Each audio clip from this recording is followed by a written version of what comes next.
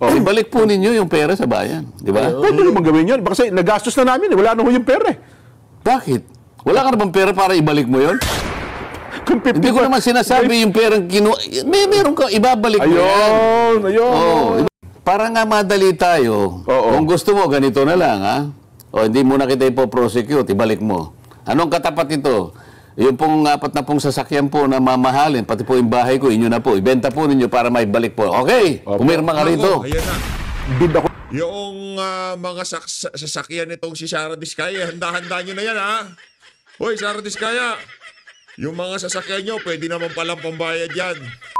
Ayun na nga mga kababayan, wala ho tayong maraming pag-uusapan dito sa video na to. Rekta ho tayo dito sa pinaka-latest na episode ng Saganang Mamamayan na kung saan guess ho nila itong si Senator Rodante Marcoleta. Pero bago yan, isang like at isang subscribe. Masaya na ho tayo dyan sa magsusumal sa ating community. Scan nyo na ho yung QR code na yan para kayo ho ang pinakaunang makakita sa ating mga reaction video. Ayun na nga, rekta ho tayo dito sa mga pinag-usapan nila dito sa Saganang Mamamayan. Banggitin ko ang mga initial findings ng Pangulo. Yan. At sabihin nyo sa akin kung kumukontra kayo. Kung may mali ba dito, kontra ba kayo? O di sinabi ko, dito, lumalabas sa initial na obserbasyon ng Pangulo ay sa dinami-dami ng perang ginamit natin sa mga flood control projects, doon sa kanyang datos na ibinigay, 545 billion pesos, 15 lang ang halos. Nakakopo na kumpanya. Sa laki nun, ano? Ang nakakopo halos 18%, sabi niya. Pero kasi ang taya ng Pangulo, nagmula ng 2022 hanggang 2024 lang. Yun ang datos. Nung pinakuha ko, 2022, hanggang 2025, so far, sa ngayon, 1.2 trillion pesos. Ganun na pala kalaki, no? Ganun kalaki. Sabi ko, dito sa 15 na namunini dito, sinong kukontra? So kung walang kukontra, silence is acquiescence. Ibig sabihin, tinatanggap. Ito pa po. Di umano doon sa 15 na nagkaroon ng napakalaking bahagi dito sa pie na ito, yung 5 sa 15 ay halos nakapag-operate sa lahat ng regions ng ating bansa. Grabe, ano? Ang lawak. May kukontra. Wala namang kumukontra. So, ibig sabihin, this is a fair statement. Walang kumibo. Okay? So, silence is acquiescence. Tinatanggap natin, di ba? Ito na naman, isa pang obserbasyon. Sang-ayon sa datos ng ahensya na may kinalaman sa pagtatalaga ng mga lugar na flood-prone, 11 probinsya ang flood-prone dito sa ating bansa. 11. Pero dito sa nangyari so far, 4 lang doon sa 11. Mukhang lumihis kong 7. Wala ang Sibuga ko, wala ang Leyte. Bakit lalong wala yung Albay. Yan, nako. Isip-isipin mo ka, may kukontra. Walang kukontra. Silence is acquiescence. Pagtanggap. Ngayon, may problema po tayo. Tinatanggap ninyo ang initial findings na to. Pero kami, ang gagawin ng committee ito, hindi lang sa 15, titingnan namin kung kinakailangan. We have to get to the bottom of this. Sabi ko nga, Jen, kung kinakailangan sisirin namin, gagawin namin. Nako. Baka kasing lalim mo ng Philippine Deep yan, Sen. Kahit na. Ganun po. Whatever it takes. Kasi, pera ng bayan ito. Kasi, Sen, kapag kasing lalim na ng Philippine Deep, wala pang aparato na naimbento na makakasisid sa ganun kalalim. Kahit po makabagong kagamitan. Pero sa tingin ko, sa babaw ng kanilang pagkakagawa, hindi na ako kailangan sumisid ng malalim Kasi hindi na ibang mabuti. Parang lang yan, parang yung kasabihan lang ni itong si Tito Soto. Merong lusot at merong lusot si Senator. Isipin mo yung standard na bakal na kinakailangang ibaon mo doon sa kinakailangang sukat. 6 na metro lang. Ginawa mo pang 3. Nako. Sisisid ba ako ng malalim doon? Wala. Hindi na. Palagay ko kahit na kamaro lang, pwede kong gamitin Alam mo ba yung kamaro, Nelson? Opo. Sisid kamaro lang. Litaw pa ang ulo nun. Sisid Camaro. Yan sa mga nakikinig po. Alam na po nyo kung ano yung Camaro. Sisid Camaro lang ang gagawin. Lilitaw po lahat yan. Kaya sabi ko naman kay Secretary Bunuan. I-checkin mo ka ako, Secretary, na yung mga naimbestigahan mo na ghost projects. Kailangan sa susunod na pagdinig ay yung listahan nandyan at makita na natin. Di ba? At sa mga susunod mong pag-imbestiga, ay gusto ng committee ito na makipag-ugnayan sa'yo. Meron kaming taong pwedeng italaga. Yan, opo. Naku, na-discuss namin yan, Sen. Nakakonect naman ng opisina. Salamat po, kanya-man niya. So, hintayin po namin. Meron naman kaming 3 pangalan na talagang nakatalaga dyan. Nagpipresenta ka ako kami ni Nelson. Baka kung kapusing kayo ng tao, pwede kaming may padalasan kasi makikita naman namin kung paano tinutusok ng bako, di ba? Kung ano bang requirements niyan. Hindi kayo qualified kasi kayo takot kayo sa tubig. Sayang naman. Kasi yan, kinakailangan lumusong kayo sa tubig. Kung kinakailangan sisirin mo yung yung pagkakabaon. Kasi ang ating tinitingnan dito, nakikita mo yung agos ng tubig. Sa agos ng tubig, siyempre, naaanod niya yung lupa na yan. May measurein mo yung scouring dito Yun ang pinaka-importante dito. Pag hindi ka lulusong o kaya sisisid ng konti, hindi mo makikita na talagang wala ng lupa na kinababaunan yung ibinaon niya. Paano 3 metro lang ibinaon niya? Well, yun, gusto ko sanang ituro doon sa ating mga kababayan. Ano ba ang matutuklasan doon sa hinihingi sa DPWH, sumama yung tao ninyo na kasi baka ito po, alam din ng tao, mga nanonood ngayon, nung nakaraang Biyernes humingi kayo ng pictures, the video. Marami nang nagbibigay sa akin ngayon, iba't ibang lugar na. Baka kasi ang pangkaraniwang tao, hindi nila alam kung ano yung may dispalinghado at saka yung tamang specification na sunod, yung specification na isang proyekto. Hindi, kaya nga yung aking inihingi lang, litratuhin nyo lang, kami na mag-analyze ganun po. May mga technical naman kami. Pag nakita, walang revetment ito. Walang reinforcing ito. Isipin mo, 2 taon pa lang, nabutas dito. Paano mangyayari yan? Yung pala. Ito, tingnan mo ito, embankment ito. Pagkaraniwan, pagka-embankment, diki ito yung pala yun. Meron kang embankment, wala kang revetment. Kasi yung embankment mo, may suhay pa yun yung revetment mo. At pagkatapos yung revetment, doon mo ilalagay yung tulos, yung bakal. Para yung integridad ng project, talagang tatagal yan. Nakikita mo ngayon, wala pang 1 taon Yung isa nga, hindi pa nga dumating ang... yun na nga, wala pang ulan yun. Pinakita yung picture na bakbak na kagad. Wala pang ulan puro putik ang ginamit Ayun nga. So yun palang kaibahan ng revetment sa DK. Yung DK kasi parang sa Bacolor, Pampanga. Pagka kasi karaniwang ilog lamang yun kasi, ito kalsadas. So, slopes protection, revetment na yun. Kasi maliit na ilog lang maliit na ilog. Tama na yun. Pero lalagyan mo ng bakal. Yung nakabaon. Tsaka ang pagbabaon nun talagang ibabaon mo. Kaya nga meron siyang pile driver para hindi ka dumaan man ng malakas na agos. Ipilitin mong ibaon lahat yung 6 na yun.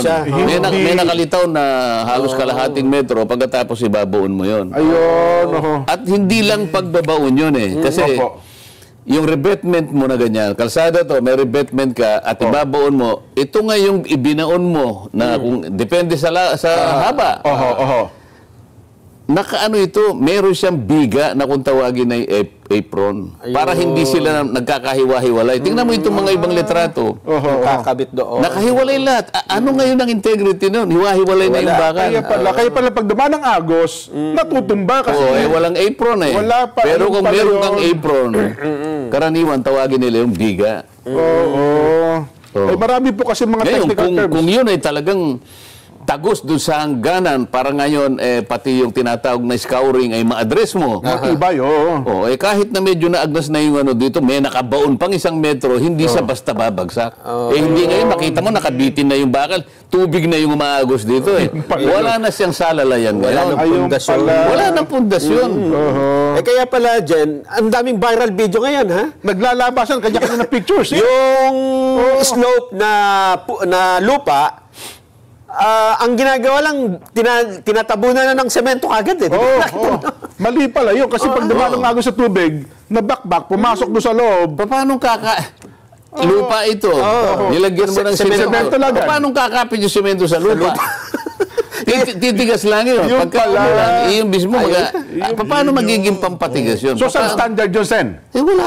Substandard yun. Tawagin mo yung district engineer na gumawa ng plano na yun. Kasi may program of work yun Tawagin mo yung contractor na inutil na gumawa nun. Yung isa naman, Jen, nakita ko, nando sila sa ilog, ha? Tapos may slope, di ba? Pinapalitadahan yung lupa. Pinapalitadahan para maging semento, kikinisin. Ay, nako. Paano mo papalitadahan yung lupa? Di ba?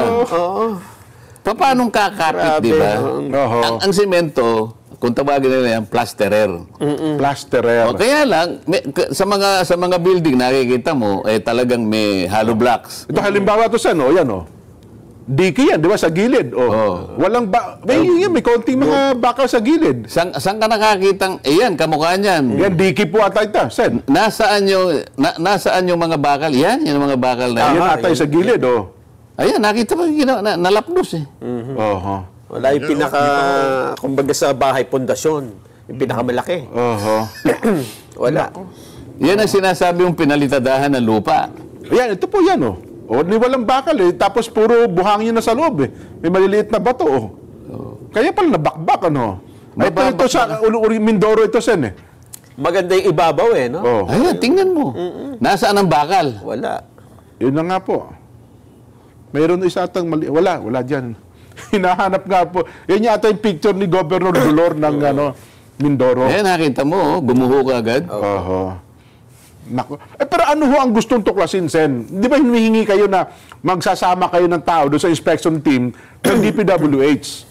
Para makita natin lahat na yung pagkakagawa, maliban pa sa, yung ghost talagang wala yun. Ayun, talagang totally. As in, talagang wala. Okay, maraming mananago. Ngayon, titingnan natin yung pagkakagawa. So makikita mo, asan yung program of work? Yan. Sa program of work, talagang kumpleto yun Pati specification, di ba? Okay, bakit? Nasaan yung mga reinforcing bars dito? Nasaan yung bakal? Nasaan yung apron? Doon pala matutuklasan. Diba? Kasi pwede ka, dito, kahit hindi ka nagagamit ng siguro ng bako litaw na Di ba? Madadali. Bakit ka mo? Kitang-kita Kitang-kita. Nako.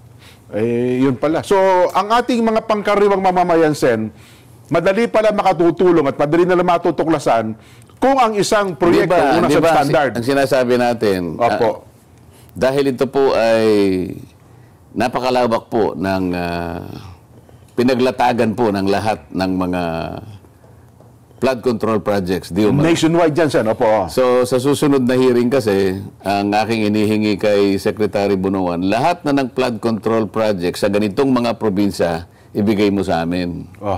Para makita natin. Kasi naka-geotag naman yan. Makikita natin yan kung may nangyari o wala. Tapos titingnan natin yung kalidad ng pagkakagawa.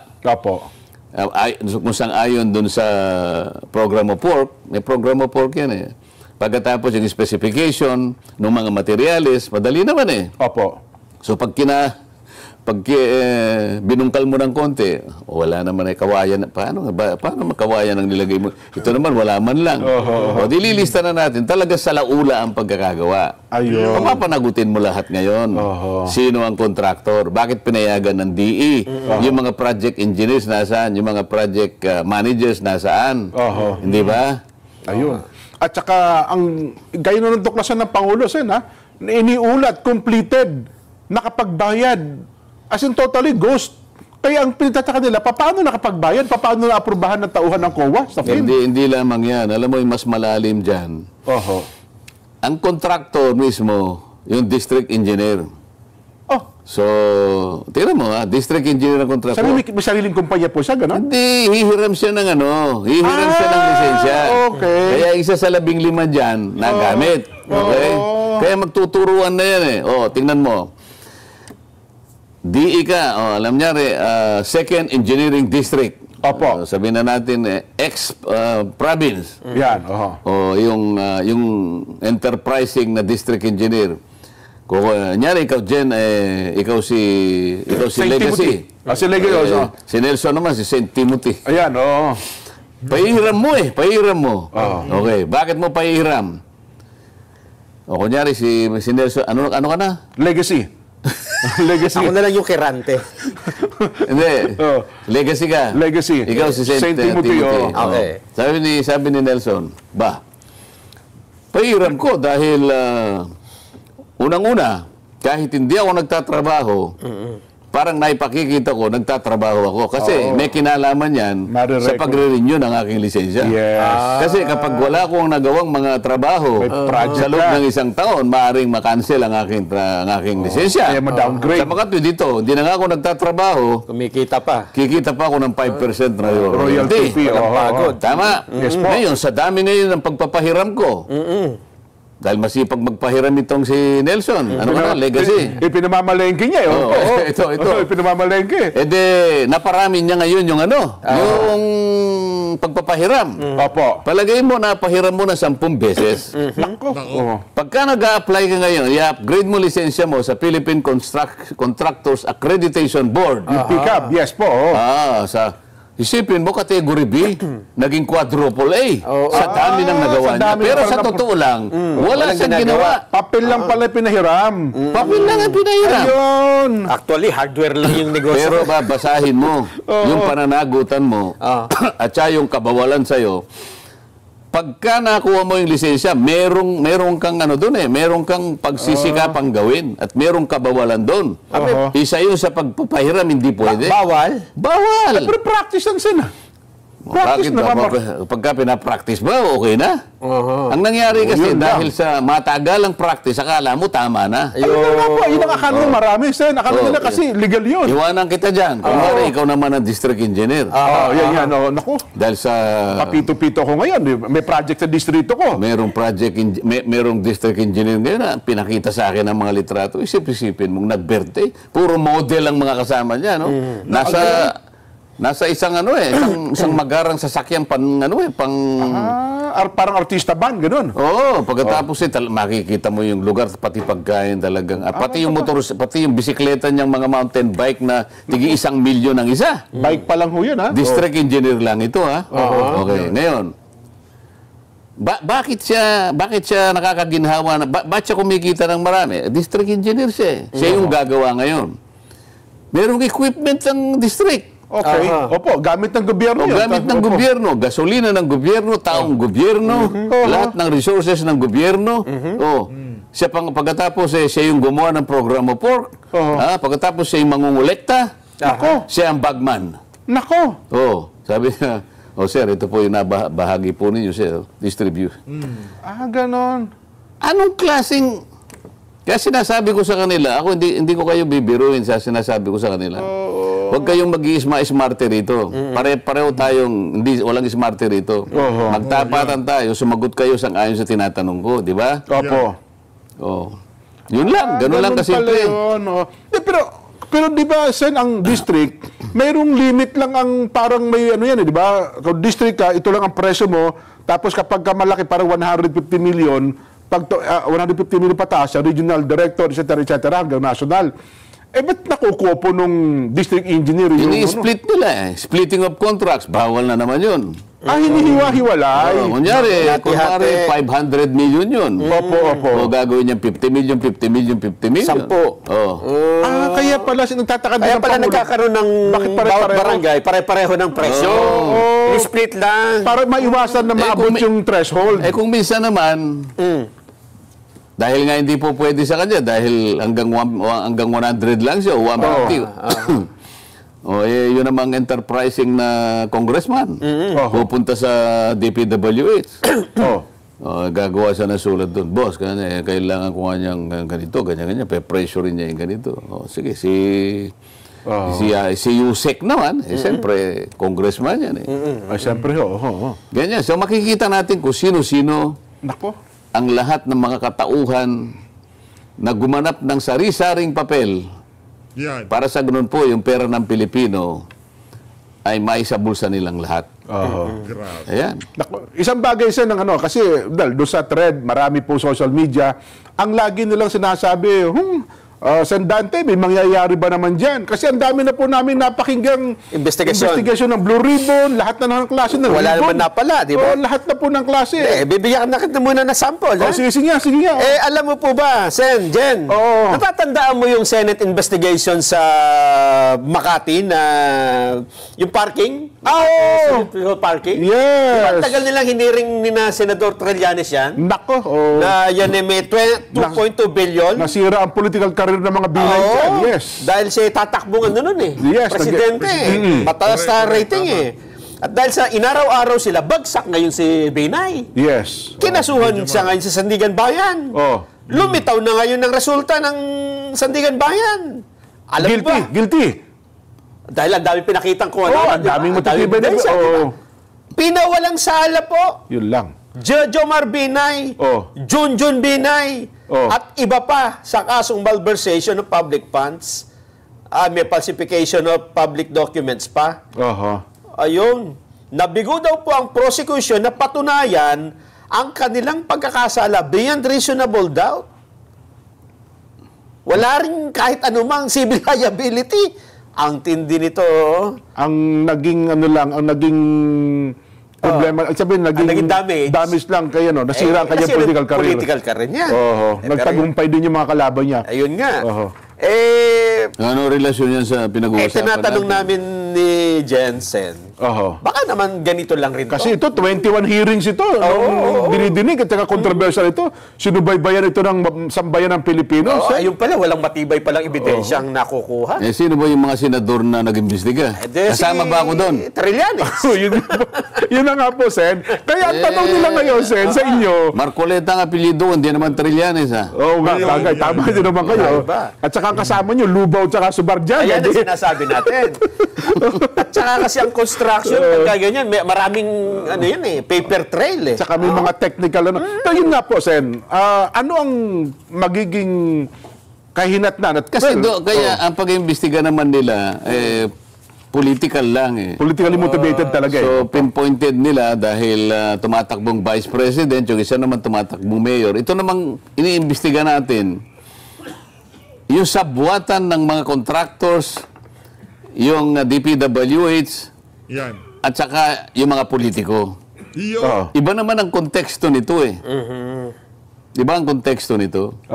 Kaya kinakailangan maipakita natin, lalong-lalo na kung talagang may lalabas nila, na talagang meron na tayong listahan ng mga ghost projects, may admission na sila, gusto kong makita, para doon pa lang, papanagutin na natin kung sino may kasalanan. Kasi ghost ito eh. Totoo po. Ghost ito. Hindi po pwedeng walang managot dito. Yung ghost talagang walang kano. Yung mabuti-buti pa yung substandard, at least medyo mababawi mo na konti. Well, may nakita ang tao, pero yung talagang totally ghost, yung 55 talagang, yun, grabe sen. Walang kapatawaran siguro yun. Kaya nga, yun lang. Kaya, yun lang makakita tayo ng mga, palagay mong may 10 ghost projects tayong nakita. Palagay mo lang, ano?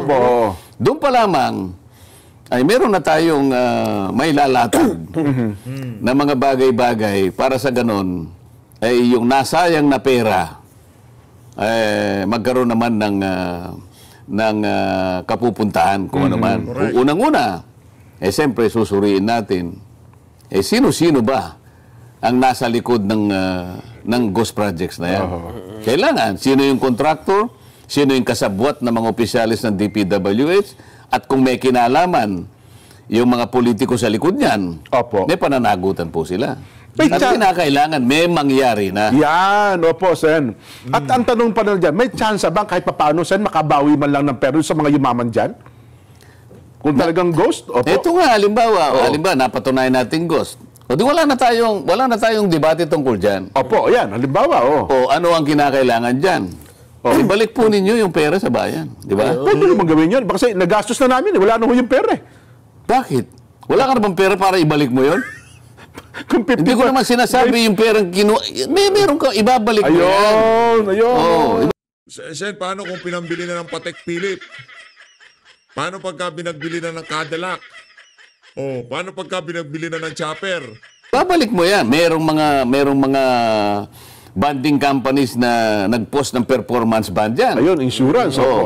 Di ba? Kung halimbawa yung COA, paano mo napirmahan niya na completed ang project? Ghost pala. Hindi ba mananagot kung sino man yung hanggang saan na nga abutan sa mga auditor na yan? Opo. Kasi pumirma kayong lahat Pinatunayan ninyo, sinertify ninyo, unang-una, mayroong certification of completion. Yan. Sino lahat ang opisyal ng DPWH ang pumirma niyan at pinaglulukon nyo ang taong bayan? COA, may kasangkot ka pa riyan, pumirma ka pa dyan. Di ba? Yan. Sino ang politiko na kasangkot dyan? Kailangan, dito pa lang. Dito pa lang, kung halimbawa, yung mga mapatunayan na nandyan at kasama pa sa DPWH, abay, kinakailangan nyo nang tanggalin.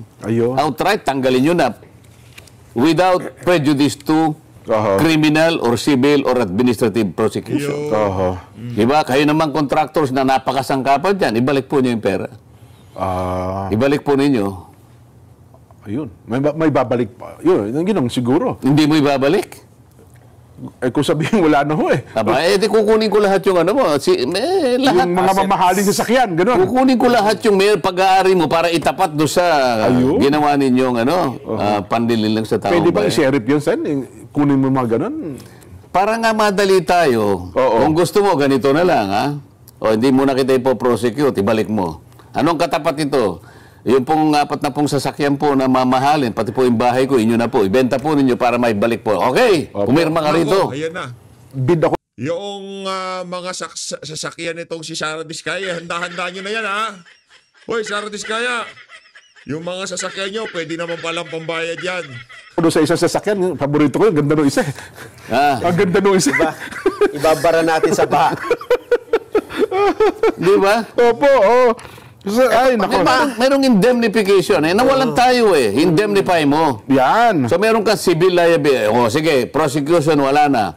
Halimbawa, gamitin natin silang state witness. Sir, pwedeng state witness sila? Sir, pwede po ba? Merong ganong klaseng pamamaraan. Okay. Sir, pwede po ba na wala na po kaming criminal liability? Kasi royalty lang naman po ako dyan Ibalik na lamang po namin. Ibabalik nyo. Sige, balik. Yan. Pero itong mga empleyado na tanggal lahat yan. Pero meron kayong pananagutan sa batas. Kasi baka maging General Sen, naku, Sen, Nelson, royalty lang po kami dyan 5% lang po kami. Ang kapitan ng malaki kahit na 5 centimos lang yun, pumayag ka na ayun. Kasangkot ka dyan Hindi nyo may palalabas yung multo na project na yan kung hindi ka sumasaw dyan. Kaya nyo napalitaw na may project kahit wala dahil magkakasabwat kayo. Nako. Tigil-tigilan nyo na. Sabi nung isa, Jen, sabi niya ito, may nag-text sa atin, Jen, alam mo bang namatay ang negosyo ko dyan? Kasi wala akong pang 3% advance sa member ng BAC. Kapag ka BAC pala, Sen, para makuha mo yung proyekto, advance mo agad 3%? Ganun pala yun? Buti 3% lang siya panahon niya. Siguro matagal na yan. Kaya daw nasira yung negosyo niya. Kaya ngayon 5% na Advance po? Kung ay, grabe. Para lang makuha ng isang negosyante. Makinig kayo sa susunod na hearing. Ganun po. Para maglabasan na lahat yan. Anyway, merong isang mahalagang ahensya ng gobyerno, Nelson. Ang tanong, kailan kaya yung next hearing nito? Time box, Mamaya po, ilalatag natin. Kasi tinatype pa po ni Natalie Pichi. Isang mahalagang ahensya na dapat ay makapangyarihan pero hindi pinapansin, Sen. Yun yung unang hearing na binanggit ninyo, River Basin Control Office. Isa pala itong napakahalagang ahensya pero ang DPWH, inamin po mismo ni Secretary Manny Bonoan, na hindi nila napansin na hindi sila nakikipag-coordinate yun. At least narinig mo sinabi niya, hindi. Opo. At mukhang yun namang ahensya, hindi rin naman kumikibo, Sen. Doon pala sa executive order na nilatag ninyo. Kaya nga sa susunod na hearing, sasabihin ko, tanggalin nyo na yung opisina na yan. Diba? Hindi ba dapat palakasin na lang natin? Kasi hindi, tanggalin mo, wala namang ginagawa talaga. Wala. As in, wala. Hindi, kung ako naman, Sen, baka naman kung i-activate natin, dali-dali ng tao. Wala talaga. Tanggalin. Kaibigan namin ni Nelson yung boss dun eh. Sino na nga ba yan? Si David. Hindi ko kilala po eh. Ay, paano mo kaibigan, hindi mo alam ang pangalan? David ang apelyido. Naawa naman kasi ako, Sen. Kumbaga, binaliwala na nga siya. Mamili ka na lang ng kaibigan. Ganun ba? Ako namimili ako. Ang pagkakaibigan, hindi maramihan. Ganun ba? Si Hercules nga, ayaw kay David. Ako namimili ako. Kahit konti lang. Kahit konti lang. Kasi pagka yung kaibigan, yung matitino, masasandigan mo yun. Tsaka hindi ka ililigaw nun. Marami kang kaibigan. Puro contractors naman. Ha? Circle of friends eh. Wala. Alam mo ba, Sen, kasi nabanggit niyo yung River Basin Control Office. Opo. Meron palang dito, binabanggit nito yung OP, yung Executive Order number 186. Binasa yung nauna dyan, 510. Tapos dilagyan pa ng konti pang ngipin. Yan ang sinasabi mo yung huli. Yung 2009, opo. Kasi 2006 yung una, di ba? Baka kala mo hindi ko kabisado lahat yan. Kapag ako nagpasimula ng meeting, nagkukunwari lang ako na tinatanong kita, pero alam ko na dapat mong isagot. Pag hindi ka sumagot ng matino, tama, ay, bahala ka sa buhay mo. Masasalakap ka. Hindi ako nagtatanong ng ganun-ganun lang. Opo. Dapat maintindihan nila yan. Ano yung panghuli ng isda sa Pampanga, Kong? Balisasa. Balisasa. Balisasa ka. Pagkamali ang sagot mo. At sila pala talagang inautusan. Makapangyarihan nga yung opisina na yan. Sa flood control project. Basahin mo yung mandato para maintindihan ng mga kababayan natin. Nandyan eh. Tingnan mo yung nasa kundi pangalawa, pangatlo, pang-apat na whereas. Basahin mo. Mandates that the Department of Environment and Natural Resources... Tagalog mo na. Ay, hindi. Ano to eh? Pa-English ka pa eh. The Primary Government Agency. Ano? Ayun, Primary Government Agency. Pangunahing ahensya ng gobyerno. Na? Responsible for the conservation, management, and development of the country's environment and natural resources, as well as their proper use, and shall ensure the equitable sharing of the benefits derived therefrom. Hindi yan. Mali ka sa binabasa mo. Ito, yung kasunod. Yan. Sen, there are existing river basin and flood control project that should be rationalized into the integrated river basin development. Ano yung executive order na binabasa mo? 816 ito. Hindi, yung 510 ang basahin mo. Ayun na una. Yun na una. Executive order, nauna yung 800. Nauna yung 510. 510 mo lang na, Hindi tayo sir. magkaintindihan eh. Habang hinahanap mo. Sige, habang hinahanap mo. Wala ako ng 500 eh. Hanapin mo. Sige, ikaw. Ang punto ko, Sen, itong ahensyang ito ay binaliwala na matagal. Baka naman kung bibigyan natin sa pamamagitan po ng Blue Ribbon, sa pamamagitan niyo po, baka naman mapasigla natin, may nasave tayong ahensya ng gobyerno. May structure Kaharip na buwagin natin, Sen. May structure na. Wala, patay na eh. Paano mong mabubuhay yung patay? Sa tingin ko, patay. Ganun ho ba? Wala talaga. Hindi na ho pwede may revive. Baka ma-CPR ko, mabuhay man lang. Kawawa din naman eh. Kung ikaw ang bumubuhay, kasi isipin mo, si Lazaro, kaya siya nabuhay, tatlong araw pa lang napatay. Opo, ito pala matagal. 206. 2006. Ano na tayo ngayon? 2025 na. Ilang taon na nakararaan? Nga pala. Mabubuhay mo pa yan? Baka ni Buto, hindi na natin makikita dyan. Kung halimbawa, 1 week pa lang. Tatawagan ko si Saito, baka kayang buhayin ni Saito. Kasi 1 week pa lang eh. Baka may konting inip-inip pa yan eh. Hindi kasi naalala ko siya, noong sa pagdinig ng kamera, nung nasa kamera pa po kayo, minsan na ninyo natalakay yan eh. Isibihin, dapat ng mga panahon na yon, sana ang DNR, binuhay naman lang sana, at napakahalaga pala ng papel ng ahensya, ng opisina na yan. Di ho ba? Wala ho ba talaga? Dapat tanggalin na lang yan. Ginagawang parkingan lang yan ng kung ano-ano. Ganon? Ako na lang ilagay nyo dyan, Seth. Baka mabuhay ko po ng konti. Ano ba gagawin? Mag-monitor lang naman ata, Nelson eh. Di ba? Ano ba gagawin yan? Gagawa ka ng isang comprehensive plan. Ikaw ang magmamanage ng flood control. Meron kang plano. Basahin mo yung whereas. Power and function of the River Basin Control Office. Ito na yung EO 510. Yan. Opo. 510 pala siya. Tingnan mo yung whereas. Baka nakikinig po yung mga taga-DNR. Isa ho na... Akin na ako na. Buhayin natin itong ahensyang ito. Ako talaga yan eh. Umaasa ako mabuhay ito eh. River Basin. Importante yan. Para maiwasan na yung ano. Tsaka para bumuo ka ng isang ganyang opisina, Nelson, at powered ng isang executive order, di ba? Panahon pala ni Gloria Macapagal Arroyo. Kaya binuo yan kasi may nakitang problema at kung noon pa pala gumagana yan at buong higpit na minomonitor, abay, baka ho kahit paano, baka ang Pasig River naresolba siguro natin. Gumanda. Sa dami po ng mga major rivers sa Pilipinas. Ito, ayo. Yan. Whereas there are areas in the country which have no major river basins but which have nevertheless been vulnerable to major flooding and landslides and therefore need to be included in a master plan for flood control. Master plan. Master plan pa para sa flood control. Whereas there are existing and planned river basin projects that should be rationalized into a master plan for flood control. Isip-isipin mo yan. Ito yung gawain niya eh. Pagkatapos parang hindi kumikibungasin eh. Pero isabihin ko ang head ang pinipilit ni Secretary Bonoan, meron siyang separate comprehensive plan for 18 regions. Ito yung 18 river basins. Sabi ko sa kanya, kahit 100 pang river basins ang pag-usapan natin, kung hindi integrated sa bawat isa, walang mangyayari. Tama o hindi? Tama po. Dapat talaga. Ba't hindi kayo nakipag-coordinate dito? Anong gawain nito? Executive order ito. Tanggalin na natin yan para sa ganun. Huwag na lang dumami pinasusunod natin. Wala namang... Meron pala silang pondo, initial amount, 500 million. Ba, ang laki.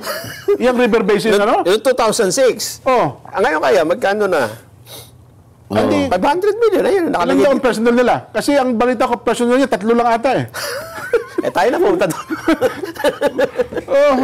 Wala pala ito. Ang point ko lang, Sen, sayang naman, kung bakit sabihin, yung ahensya ganito na matagal pong binaliwala. Kung halimbawa, pagta natin ng tao, baka mabuhay at magawa ng paraan, baka makatulong pa po ito sa problemang kinakaharap ng ating bansa, Sen.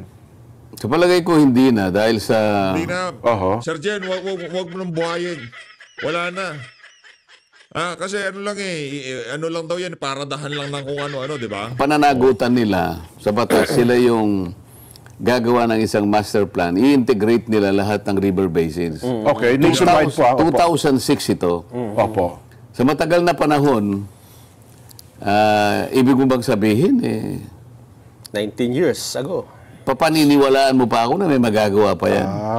Nga. Ikaw ang may mandato nito 19 na taon ang nakaraan pagkatapos wala kang nagawa. Ganito pa rin ang kinasapitan natin. Mapapaniwala mo pa ako na may magagawa pa yan.